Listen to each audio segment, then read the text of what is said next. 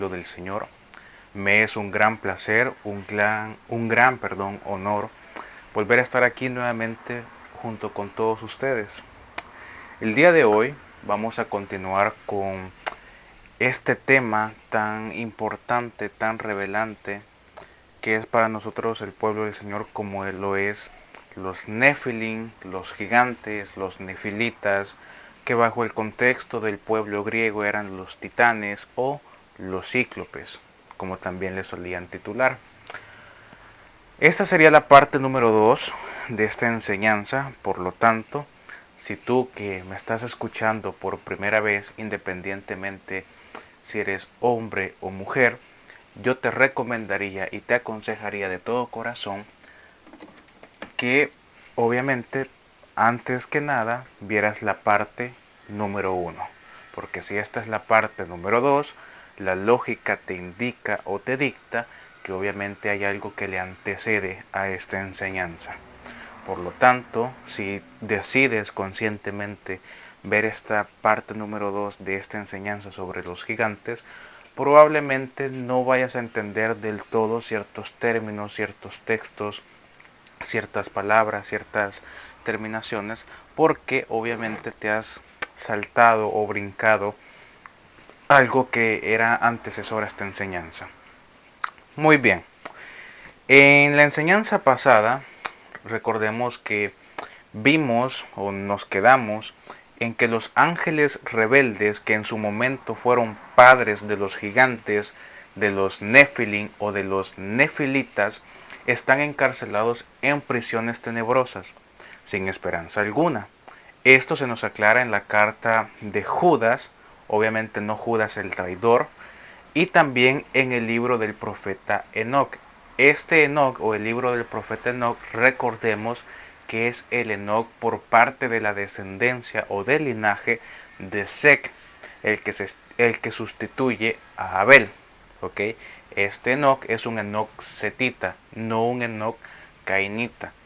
Lo aclaro nuevamente porque mayormente recordemos que hay dos Enoc que aparecen en Génesis. Uno es un Enoc por parte de la estirpe de Caín, es decir, un Nahashín, y otro es un Enoc, profeta del Señor, por parte del linaje de Sec, del linaje de Adán. Perfecto.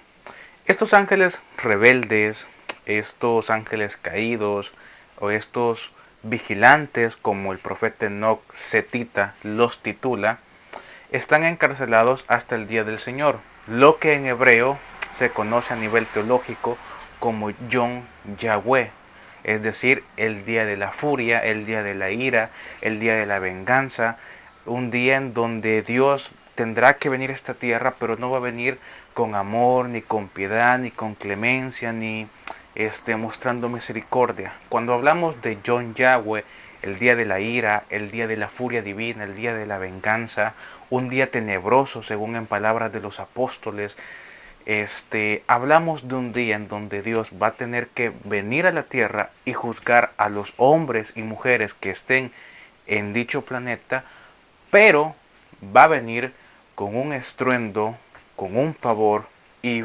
infundiendo temor como nunca antes la humanidad lo ha experimentado. Por esa razón, cuando se habla del Yom Yahweh en término hebreo, o del día de la venganza, el día de la ira o el día de la furia, hablamos de un día no necesariamente hermoso, hablamos de un día realmente tenebroso, un día en donde va a haber un gran pavor, un gran terror, un día en donde realmente las almas de las personas van a intentar buscar un consuelo, pero no habrá.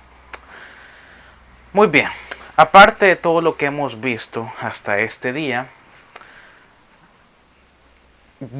acerca sobre este tema de los gigantes, hay que hacernos una pregunta. ¿Qué más hicieron los gigantes? ¿Qué más hicieron los Nefilim, los Nefilita, los titanes, los cíclopes, como los conocían los griegos? Recuerda, si es la primera vez que me estás escuchando, lo recomendable es que veas la primera parte, porque de lo contrario no vas a entender al 100%. Muy bien, estos gigantes que se nos menciona en Génesis, específicamente en el capítulo 6, estos gigantes de la época del patriarca Noé, antes del diluvio, estos Nephilim, estos caídos, estos hombres de guerra o estos héroes de la antigüedad o héroes, perdón, de renombre, como los titulan algunas Biblias, comenzaron a tener prácticas sexuales ajenas a las de su misma especie. Estos gigantes, estos nefilitas, estos bárbaros, comenzaron a practicar lo que se conoce a día de hoy como la zoofilia. La zoofilia, en caso de que tú que me estás escuchando no sepas de qué se trata o de qué es, para que me puedas comprender, básicamente la zoofilia o una persona zoofílica es básicamente alguien que tiene relaciones sexuales con animales, alguien que se acuesta con animales, alguien que tiene coito con animales, alguien que hace el amor con animales. Esto es lo que los gigantes comenzaron a hacer. Comenzaron a tener relaciones zoofílicas. Esto, por supuesto, tanto en los gigantes como en los seres humanos, es algo que Dios reprueba totalmente, algo que desagrada, algo que Dios no mira con ojos de amor, sino que mira con ojos de furia. Es algo bastante, pero bastante blasfemo, tanto para Dios como para nosotros mismos, que en este cuerpo carnal pecaminoso es el templo de Dios. Entonces, cuando una persona lleva a cabo una práctica sexual zoofílica, no solamente está deshonrando a Dios, sino que también se está deshonrando a sí mismo como templo del Espíritu Santo, está defraudando el alma, el espíritu, y por si fuera poco, como es debido, se está haciendo daño en las 5 áreas más importantes del ser humano: en sus emociones, en sus sentimientos, en su mente, en su cuerpo. Emociones, sentimientos, mente, cuerpo, alma, en su espíritu. Entonces vemos que realmente no es algo que te vaya a llevar por una senda justa o por una senda correcta. Por si fuera poco, los Nephilim, los gigantes, los bárbaros, los nefilitas, también comenzaron a tentar a los ángeles custodios para que estos se unieran a ellos para participar en orgías salvajes. Ok, voy a hacer una pausa aquí porque quiero explicar esto. Los gigantes, los Nephilim, sabían perfectamente que ellos no eran de un linaje 100% humano. Esto primeramente por la altura. Para los Nephilim, ver a un ser humano normal, tal cual como lo estipula el orden de Dios, era básicamente un chiste, porque en aquella época un ser humano para ellos era literalmente como un dedo, o sea, realmente no es como que fueran la gran cosa. Recordemos que los gigantes en épocas antediluvianas, en épocas en donde el patriarca Noé estaba construyendo el arca durante 120 años, que la misma vez Dios les estaba dando la oportunidad, ¿verdad?, a las personas perversas de 120 años mientras Noé predicaba para ver si tan siquiera un alma se salvaba. Estos gigantes medían aproximadamente entre 4 a 6 metros. Por si fuera poco, recordemos que estos gigantes también tenían 24 dedos en total. 6 dedos en la mano derecha, 6 dedos en la mano izquierda, 6 dedos en el pie derecho y 6 dedos en el pie izquierdo. 24 en total. Y su altura como mínima era entre 4 a 6 metros. Sin embargo, hay algo que es bastante curioso, que según el contexto griego, que ellos le titulaban como los titanes o como los cíclopes a estos gigantes nefilitas, vemos que para los griegos un titán o un cíclope muchas veces tenía que medir entre los 10 a 17 metros de alto. Eso ya literalmente ya es algo, ahora sí que el término hace alusión, ¿verdad? Titán, un cíclope. por si fuera poco, geográficamente, históricamente, antropológicamente, ha sido demostrado por medio de pisadas, huellas, restos de huesos, fósiles, cráneos encontrados, que esto es cierto. Quizás obviamente no todos los gigantes, o sea, como los griegos los llamaban o los titulaban, eh, quizás no todos medían esa altura, pero sí que es verdad que al menos un grupo selecto de titanes o de cíclopes, es decir, de gigantes, llegaron a medir entre los 10 y 17 metros.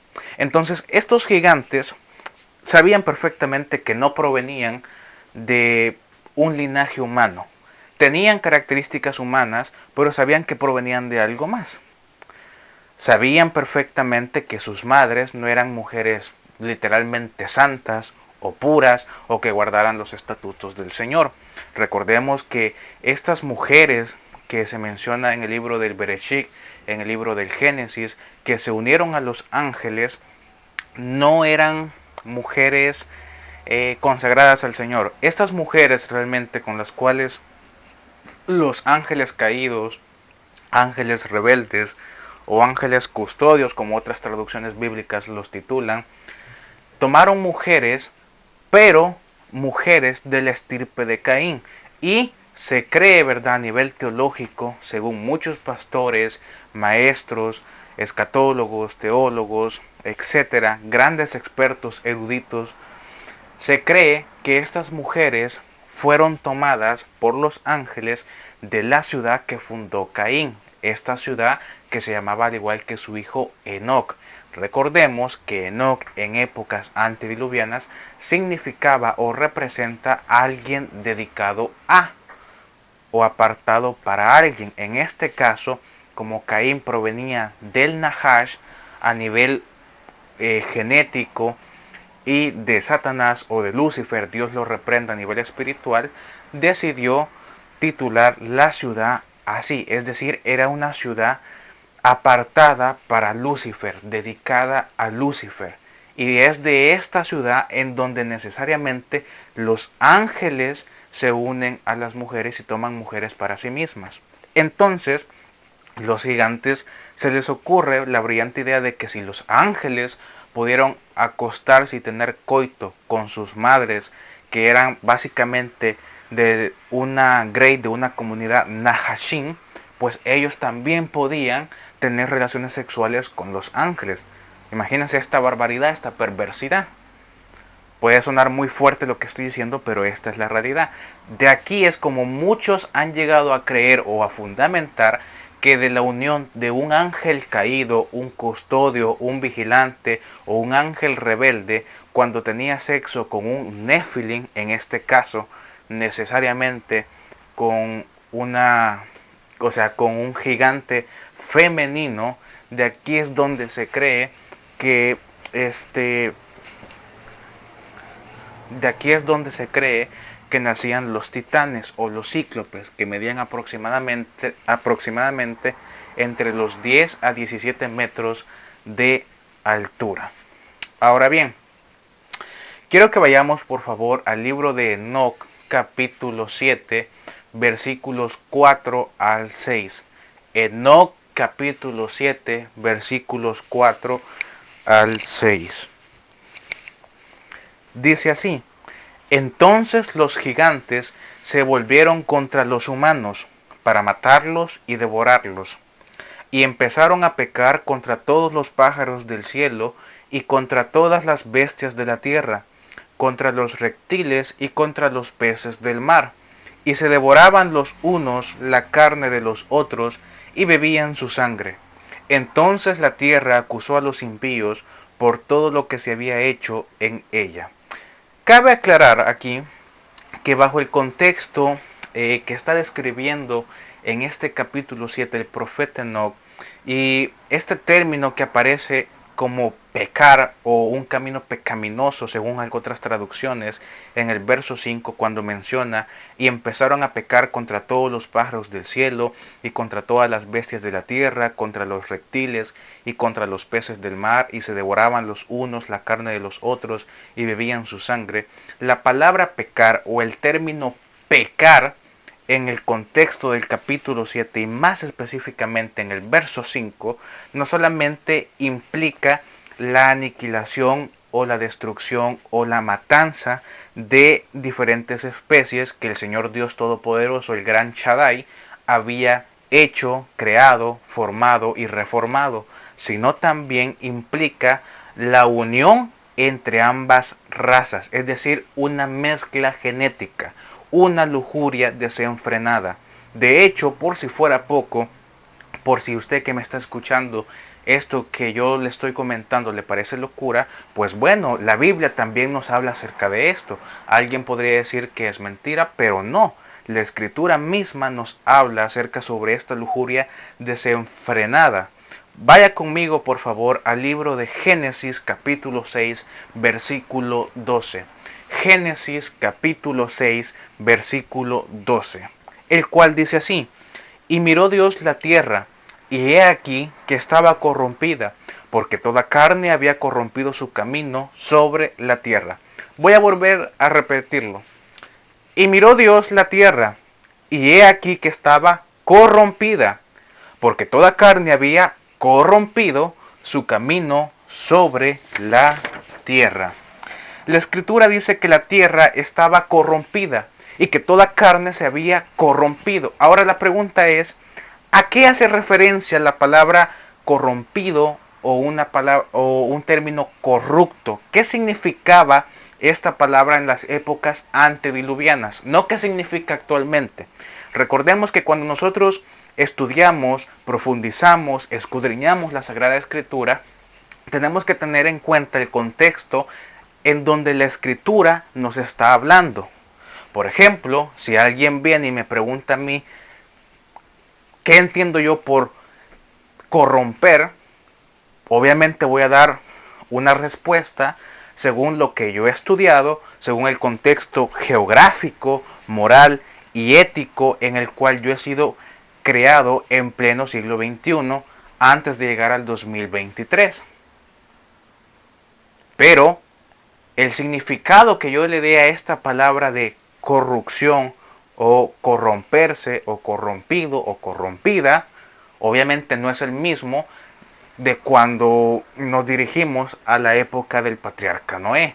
Esto, como yo ya les he enseñado, es adjuntar cierto significado o valor a algo que no es así. Es decir, un error anacrónico, como se conoce a nivel teológico. Muy bien. La palabra corrompido o corrompida o el término corromperse viene del hebreo shakhak. Voy a volver a repetir porque quiero que lo anoten. Recuerden que ustedes tienen que tener a la mano la Biblia, más aparte alguna libreta, algún cuaderno, algunas hojas, ¿verdad? Para que ustedes puedan ir haciendo sus respectivas anotaciones. La palabra corrompida o corrompido o el término corrupto o corromperse en épocas antediluvianas viene del hebreo antiguo estricto shakhak. Se escribe S-H-A-K-J-A, pero con acento o tilde como otras personas se refieren a esto, y una T al final. Shakhak. Sin embargo, esta es su transliteración escritural, pero su transliteración fonética, es decir, su forma de pronunciar esta palabra shakhak, se dice o se pronuncia shakaf. Shakaf.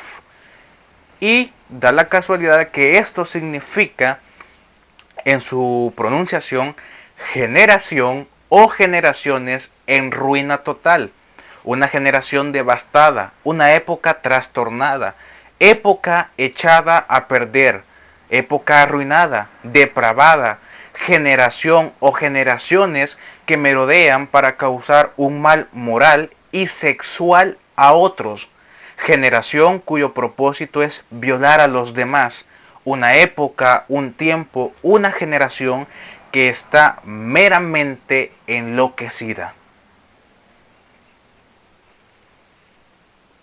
Esto es terrible. Por si fuera poco, la palabra shakhaf o kaf, tiene otras dos raíces, una raíz secundaria y una raíz primaria. La raíz secundaria es shekhaf. Shekhaf.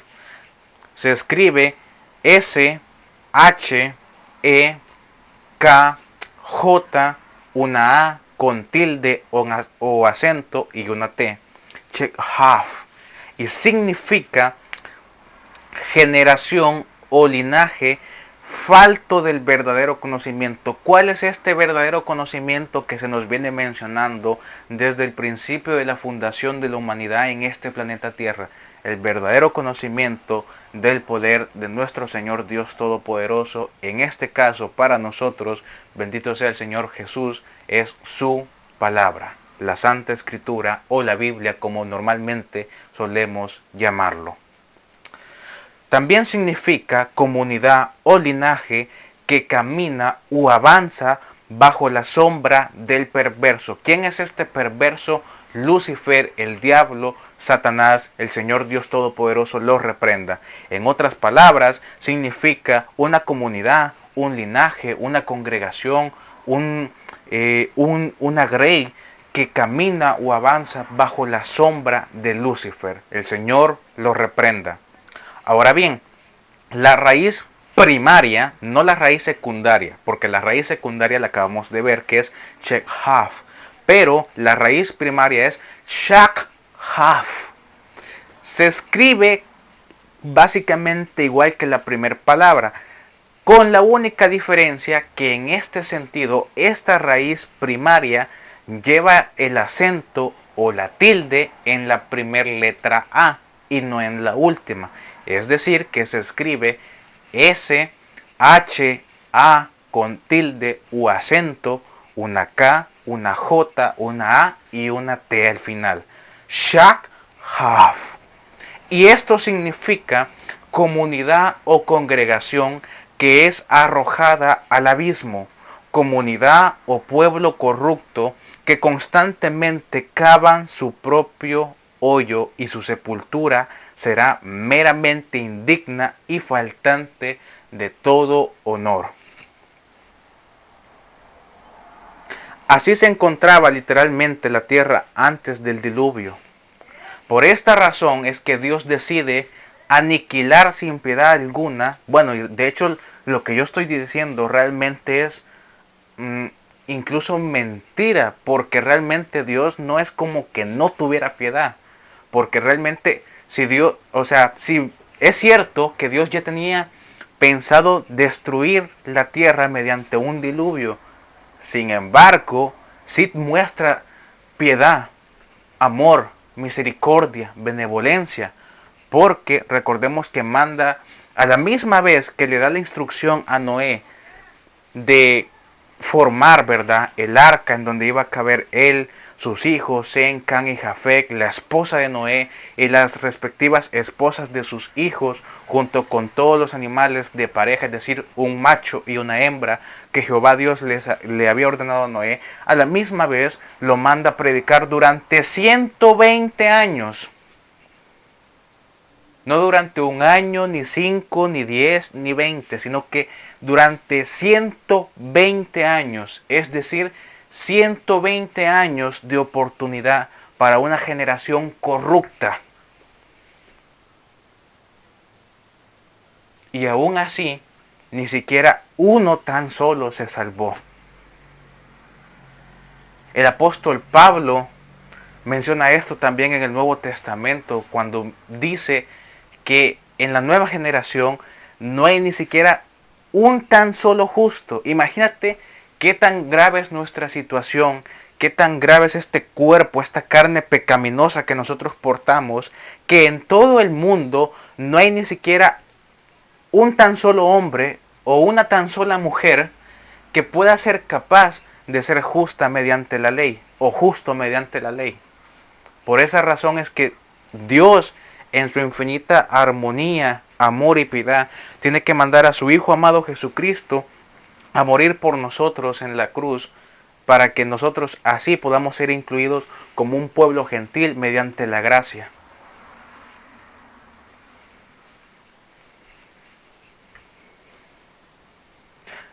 Así se encontraba literalmente la tierra antes del diluvio.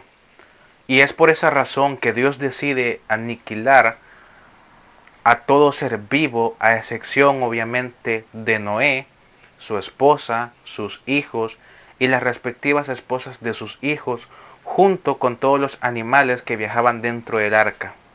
Fuera de esto, por desgracia, si bien es cierto que Dios les dio una oportunidad de 120 años, desgraciadamente, desdichadamente, ningún ser vivo, aparte de lo que acabo de mencionar, pudo sobrevivir de la furia y de la ira santa de nuestro poderoso león de la tribu de Judá.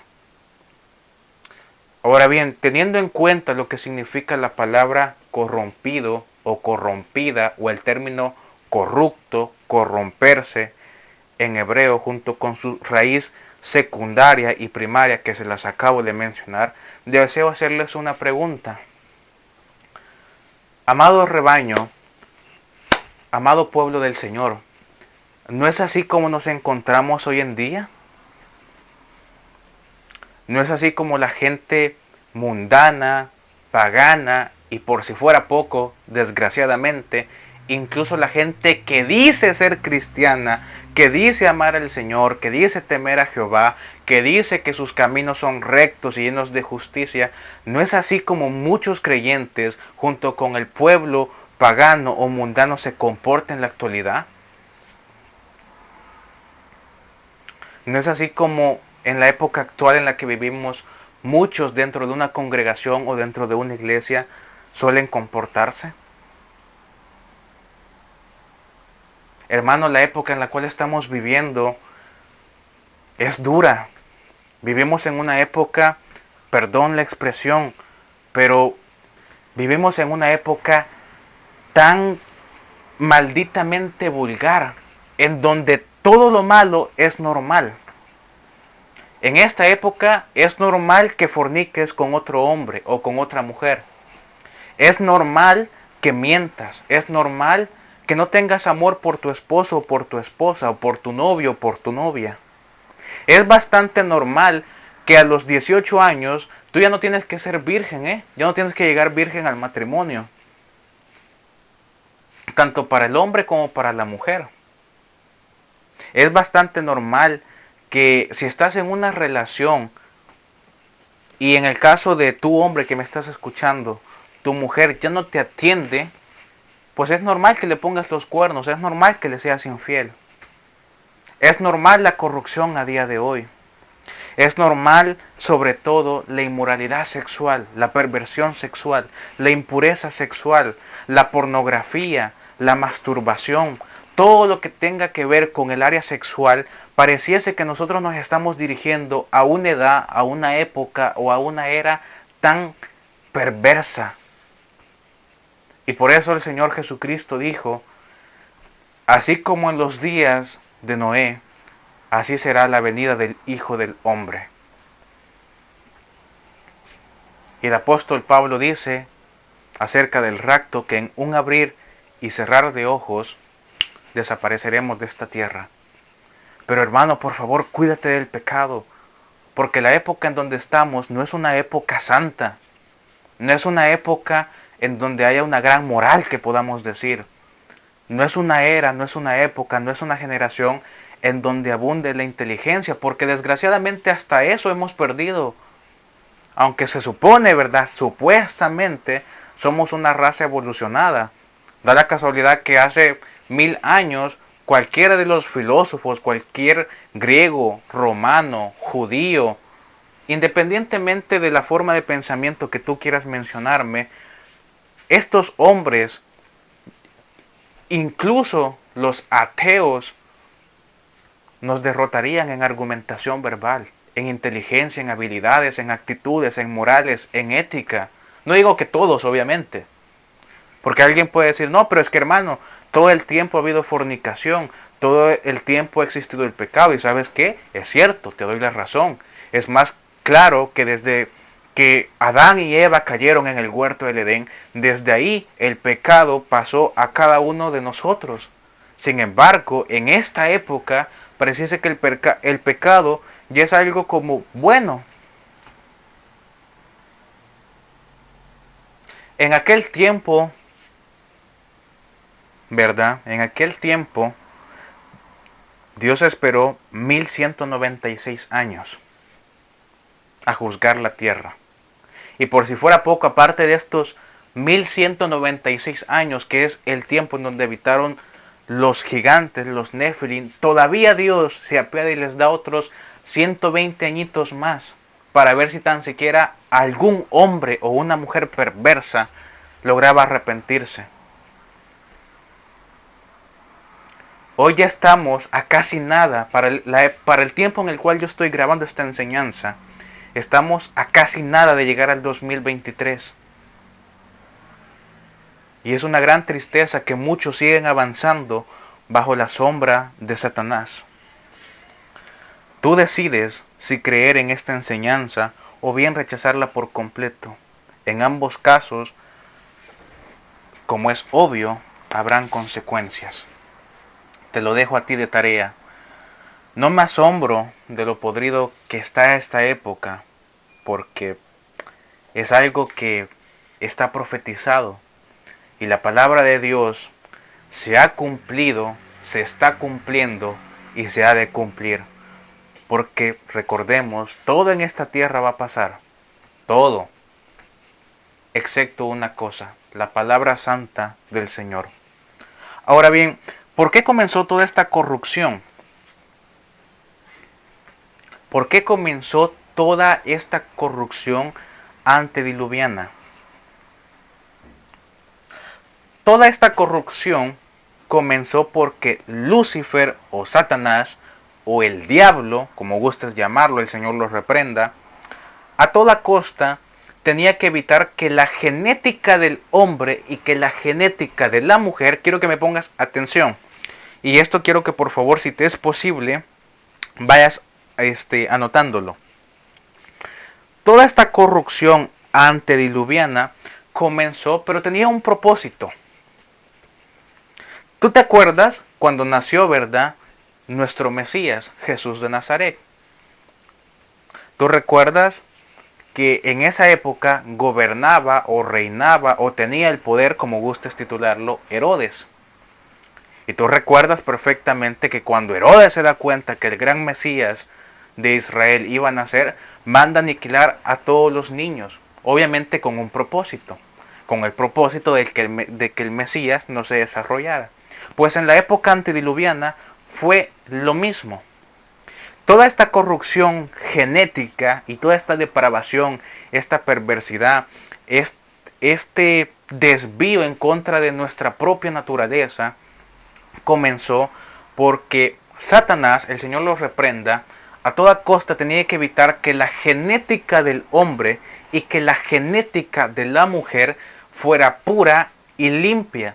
Tenía que corromper el estado genético original de la humanidad y sobre todo la genética de la realeza, ya que Jesús, nuestro Mesías, recordemos que tenía que venir de un linaje real para que verdaderamente se cumplieran las profecías. Satanás sabía perfectamente, él quizás no lograba entenderlo al 100%, pero sabía perfectamente que cuando hizo tentar a Eva y cuando cayó, y de paso también se trajo a Adán entre sus pies, y cuando el Señor Dios Todopoderoso lo maldijo y le profetizó que un descendiente de la mujer le iba a aplastar la cabeza, sabía perfectamente que tenía que de alguna u otra forma destruir la genética para que ese futuro descendiente no viniera a este mundo y terminara derrotándolo.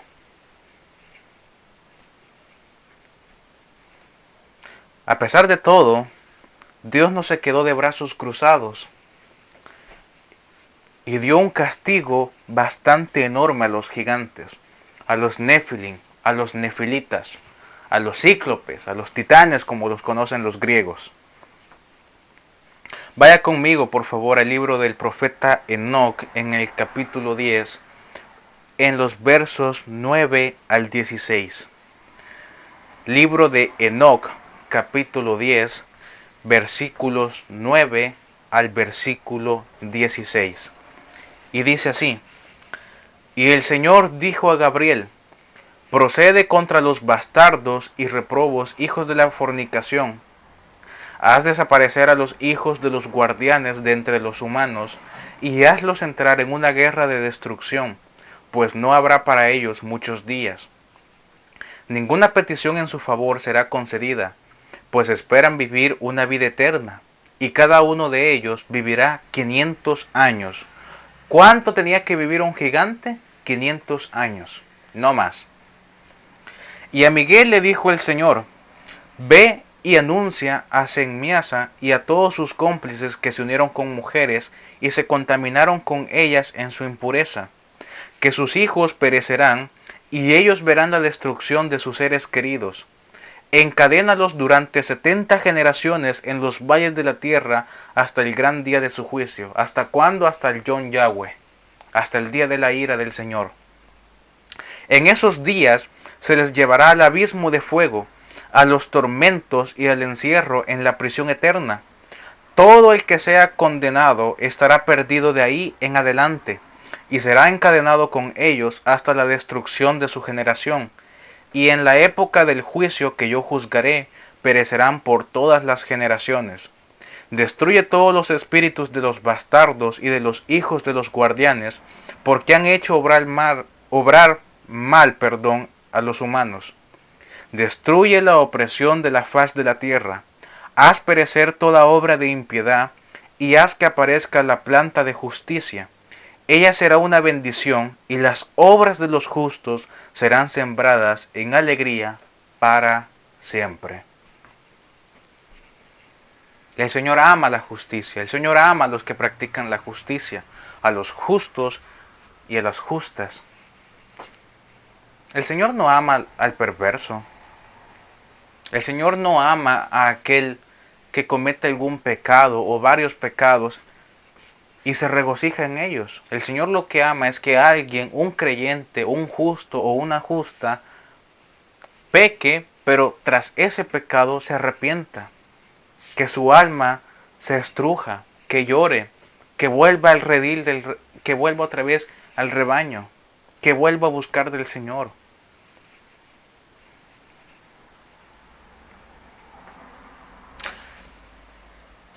Estas prisiones eternas de los ángeles caídos, de los ángeles rebeldes o de los vigilantes, como los titula el profeta Enoc Setita, no es lo mismo. Ellos no están en el infierno, ¿ok? Tampoco están en el abismo. Ellos están en algo que a nivel griego se conoce como tártaros o tártarus, que son prisiones angelicales. Por ejemplo, ustedes se recuerdan cuando Jesús hace mención sobre Lázaro y el rico, ¿verdad?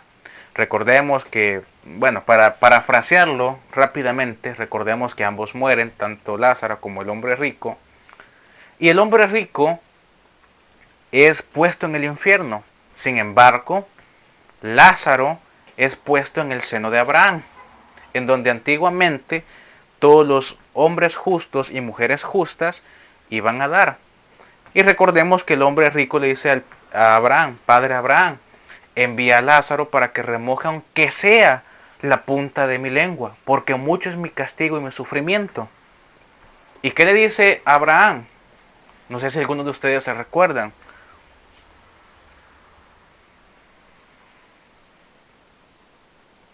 ¿Nadie? Bueno, recordemos que Abraham le dice a este hombre rico que él en vida había sido bendecido y había gozado de muchos lujos. Sin embargo, Lázaro por el contrario no. Pero ahora los papeles se habían intercambiado. Ahora el hombre rico estaba pereciendo, estaba sufriendo, estaba siendo atormentado, estaba siendo castigado. Lázaro, por otra parte, estaba en un lugar de reposo, de paz, de felicidad, de amor, de protección. Ahora bien, veamos que hay algo importante aquí que Abraham le dice: nosotros no podemos pasar a donde están ustedes. Al igual que ustedes, tampoco pueden pasar a donde estamos nosotros. ¿Por qué? Porque hay una, para parafrasearlo, Abraham dice, porque hay una, en algunas traducciones bíblicas dice, hay una muralla que nos separa. Esta muralla, como lo traducen algunas Biblias, significa una caverna oscura, una cueva oscura. En esta cueva oscura, los grandes eruditos, o en esta caverna, en este abismo, ¿verdad? En este orificio, en este cráter en donde parece no haber fin, no es el abismo, no hay que confundirlo. Pero en este cráter sin fin, lleno de oscuridad, de densas tinieblas, es donde muchos han llegado a concretar que se encuentran ahí siendo atormentados en prisiones eternas los ángeles caídos. Por esa razón es que Lázaro, tipológicamente hablando, no podía atravesar a donde estaba el hombre rico, y el hombre rico no podía ir hasta donde estaba Lázaro, porque ambos bandos sabían perfectamente que lo que los separaba ahí, en ese cráter oscuro, en ese cráter sin fin, en esa caverna oscura, había algo totalmente tenebroso. Habían ángeles muy, pero muy crueles, que estaban preparados y listos para destruir sin piedad alguna a cualquiera que cayera ahí.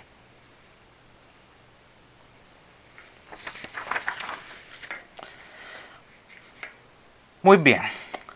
Vemos aquí, bajo lo que acabamos de leer en el libro de Enoc, que Dios da un castigo enorme tanto a los gigantes, a los nefilim o nefilitas, como a sus padres, es decir, a los ángeles rebeldes, vigilantes o ángeles caídos, que fueron los que engendraron a los gigantes. Dios es un Dios justo y es un Dios soberano. Nadie puede meterse con Él y decir que ha salido ganador o que ha salido vencedor. No hay nadie. Dos características que son necesarias resaltar en estos versos que acabamos de leer del capítulo, el capítulo 10 del libro de Enoc. Número 1, Dios sabe cuándo cortar el mal de raíz. Quiero que me pongan mucha atención, por favor. Número 1, Dios sabe cuándo hay que cortar el mal de raíz. Todo buen líder, todo buen rey, todo buen príncipe, todo buen pastor, todo buen maestro, todo hombre que tenga cierto grado de autoridad o de poder, sabe cuándo es necesario dar una segunda oportunidad. Pero a la misma vez, todo gran hombre tiene que aprender cuándo es necesario cortar el mal. Por ejemplo, vemos a Noé. Noé, que está tipificado como una forma de Cristo, mostrando la gracia, dando la oportunidad de 120 años, no se esperó, se aguantó 120 años. Pero cuando comenzaron, ¿verdad?, las aguas a descender del cielo, y toda esta gente comenzó a gritar, Noé, por favor, ábrenos, ayúdanos, ahora sí te creemos, sabemos que hay un Dios. Yo no veo a Noé abriendo la puerta. Yo no veo a Noé siendo, y perdón por la expresión o por el término, yo no veo a Noé siendo buena onda o ser un buen compadre, como dicen los mexicanos, y dándoles una segunda oportunidad. Porque la oportunidad se les dio durante 120 años. David, por ejemplo, cuando tuvo que enfrentar a los Nahachines, los gigantes, yo no veo que David les diera, bueno, pues realmente como que ustedes no son tan malos, a lo mejor y sí los podemos utilizar para algo. Josué, cuando Dios mediante Moisés le deja el cuidado del pueblo de Israel, cuando lo convierte en un gran guerrero, yo no veo que Josué se apiadara de los enemigos. Elías, por ejemplo, cuando tiene que destruir a los, entre comillas, profetas, que realmente no eran profetas, sino que eran brujos de Baal, a estos 450 brujos de Baal, Yo no veo que Elías les dé una segunda oportunidad, porque si nos vamos al Antiguo Testamento, cuando Elías, mediante la autoridad de Dios, humilla y todavía se burla de los brujos de Baal, yo no veo que les dé una segunda oportunidad, tampoco veo que los trate con amor o con aprecio. La escritura es clara y dice que después de eso, Elías degolló a los 450 brujos de Baal.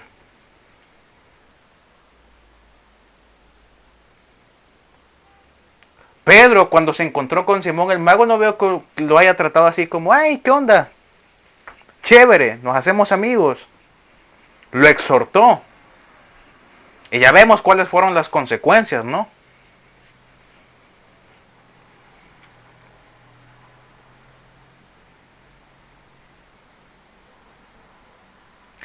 Todo buen líder tiene que aprender cuándo es necesario dar una segunda oportunidad, pero también cuándo es necesario cortar el mal de raíz.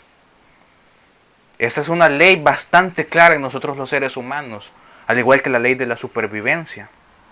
Desgraciadamente vivimos en una época actual en donde el pastor o el maestro que se encuentra liderando la iglesia muchas veces no es que no sepa, sino que muchas veces es el temor al qué dirá el rebaño, porque el rebaño se le ha enseñado la gran parte de las veces que solamente con el puro amor basta. Y sí, Dios es amor y por supuesto hay que tener amor entre los hermanos, amor en la congregación, hay que ser buenos compañeros, buenos soldados de guerras. Hay que amarnos los unos a los otros, orar por nosotros, claro que sí. Yo no estoy diciendo que no se haga, por supuesto que debe de hacerse. Pero a la misma vez que hay que tener amor, a la misma vez se tiene que tener la verdad, se tiene que ser justo, se tiene que procurar no pecar.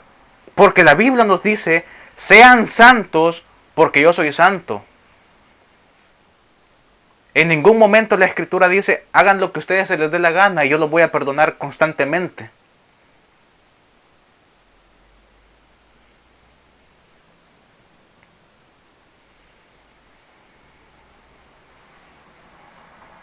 Las oportunidades Dios las da por su favor, por su clemencia, por su piedad y por su misericordia.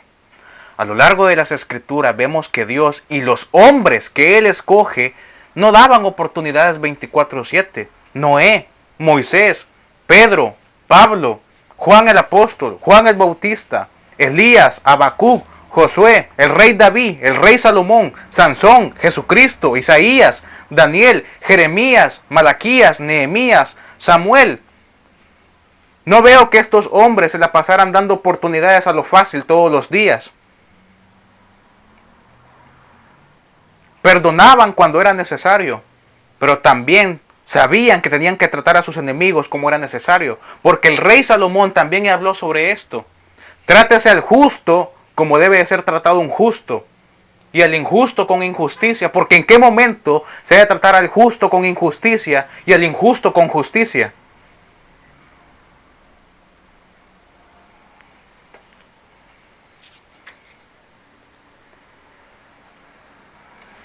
Muchos hombres alrededor del mundo veo que le ruegan, las comunidades evangélicas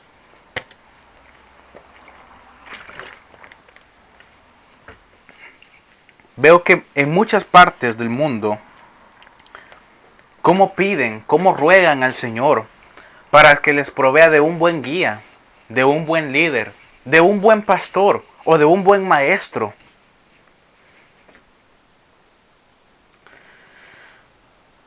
Sin embargo, desgraciadamente, lo que el pueblo muchas veces quiere, y con todo respeto lo digo, sin ánimo de ofender a alguien o de faltarle respeto a alguien, muchas veces lo que el rebaño quiere no es un buen pastor, no es un buen guía, tampoco quieren un buen líder, y mucho menos un buen maestro. Muchas veces lo que las congregaciones están buscando solamente es un títere a su imagen y semejanza.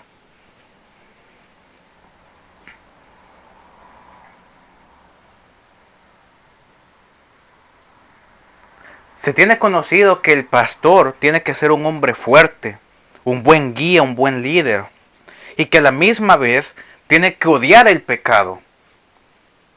Pero la iglesia también tiene que odiar el pecado. La iglesia también tiene que ser justa. Porque al final de toda esta historia humana, recordemos que Dios va a venir por una iglesia santa, sin mancha y sin arruga. No por líderes que no tengan mancha o que sean santos. Si así fuera, pues claro, ¿no? La iglesia podría hacer todos los pecados que se le venga en gana y solamente el pastor tendría que estar realmente sujeto a la voluntad del Señor.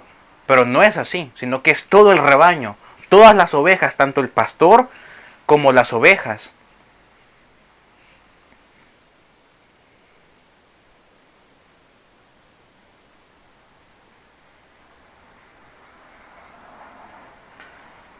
Hombre que me estás escuchando, joven que me estás escuchando y que quizás tienes la idea de convertirte algún día en un buen guía, le pides al Señor que te convierta en un gran líder, le pides al Señor que te convierta en un gran pastor, en un gran maestro. Qué bien, ojalá y se cumpla. Te bendigo en el nombre del Señor. Pero antes de todo eso, déjame decirte algo.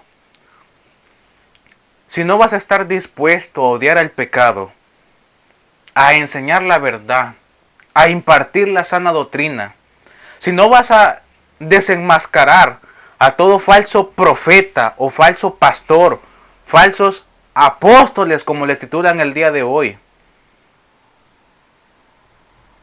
si no vas a si piensas tú que vas a tolerar el pecado, y sobre todo cuando son pecados de muerte en tu iglesia, y peor aún, en tu vida misma, con todo respeto te lo voy a decir, quizás tendrías que quitar ese sueño de tu vida. Quizás no tendrías que pedirle al Señor que te haga un buen pastor, sino que por el contrario tendrías que estarle pidiendo al Señor que te haga una buena oveja. Dios necesita hombres, no niños enfrascados en cuerpos de hombres. En la actualidad, Dios no necesita gente que, ay hermano, pequé, ay está bien hermano, no se preocupe.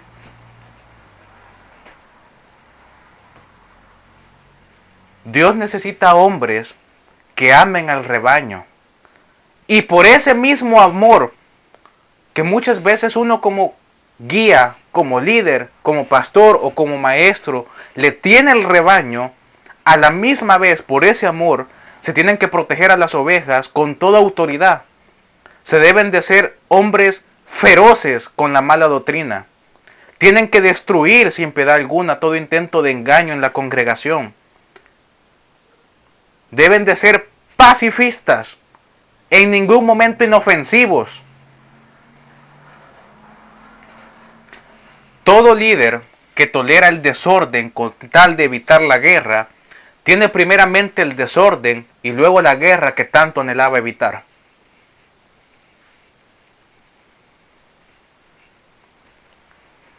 Vemos que en el verso 11 del capítulo 10 del libro de Enoc, se nos aclara que las mujeres, desde antes de tener sexo con los ángeles caídos, con los custodios, con los vigilantes o con los ángeles rebeldes, ya se encontraban impuras.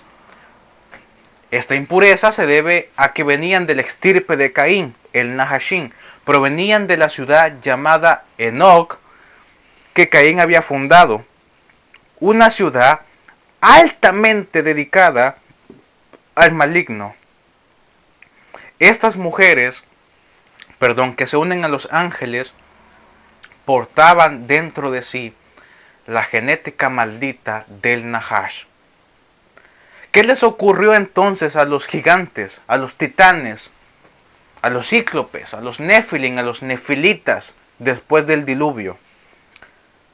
En el libro de Enoc se nos aclara esto, Enoc capítulo 15 versículos 8 al 12. Y ahora los gigantes que han nacido de los espíritus y de la carne serán llamados en la tierra espíritus malignos. Espíritus malignos. Los espíritus de los gigantes, de los Nephilim, es lo que a nivel doctrinal se conoce a día de hoy como los demonios. El Señor los reprenda. Pero mucha gente comete el error de pensar, no, es que los ángeles caídos son demonios. No, son dos cosas muy distintas. Un ángel caído, tú ya lo estás describiendo, es un ángel caído. En ningún momento es un demonio. Lucifer no es un ángel. Lucifer es un querubín caído. Ya no es un querubín santo como lo solía ser hace millones de años. Ahora es un querubín caído. Pero en ningún momento Lucifer sufrió una metamorfosis y se convirtió en ángel o en demonio.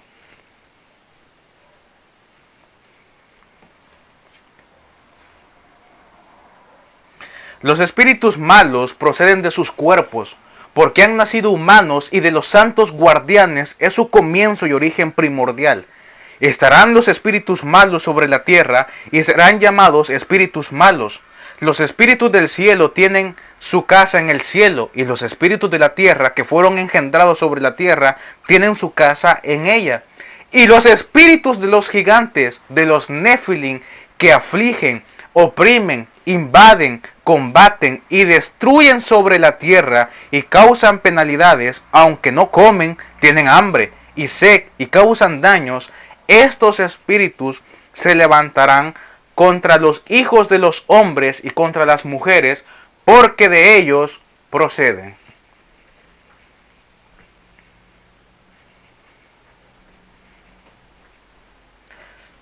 ¿Y cuál es la mayor puerta o la mayor ventana en donde estos espíritus de los gigantes, estos espíritus corruptos, malignos, de engaño, que en términos general son demonios, cuál es esa gran puerta en donde los demonios rápidamente entran a tu vida?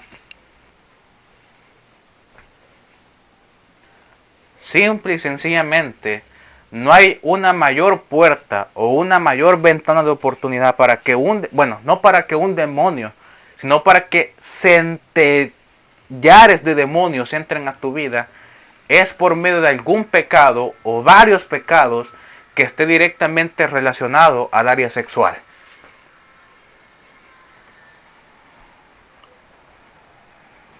Porque por el área sexual fue la caída de nuestros primeros padres. Y desde ese momento, todo pecado o pecados que tengan que ver con todo lo que se conoce a día de hoy en el área sexual, es la mejor oportunidad que tienen los demonios para entrar a tu vida y destruirte.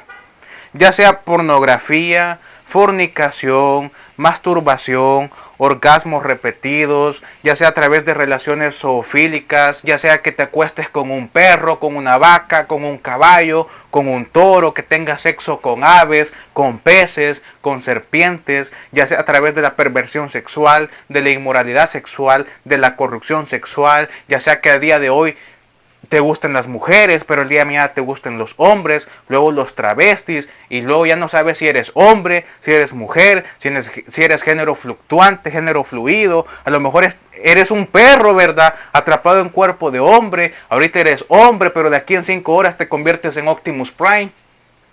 Todo lo que tenga que ver en el área sexual es la mejor oportunidad que tienen los demonios, los ángeles caídos, y es ahí en donde realmente Lucifer ataca grandemente, porque sabe perfectamente que es por medio de la carne en donde es rápidamente botar toda la gracia y toda la autoridad que tiene el hombre y la mujer en Dios.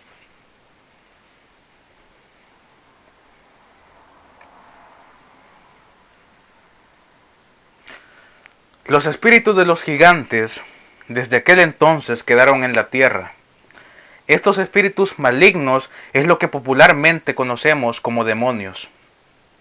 Dejen a un lado, por favor, esas locas teorías de que los ángeles caídos y rebeldes mágicamente se transfiguraron y al día de hoy son demonios. Porque esto solamente es un error demonológico, teológico, escatológico y epistemológico.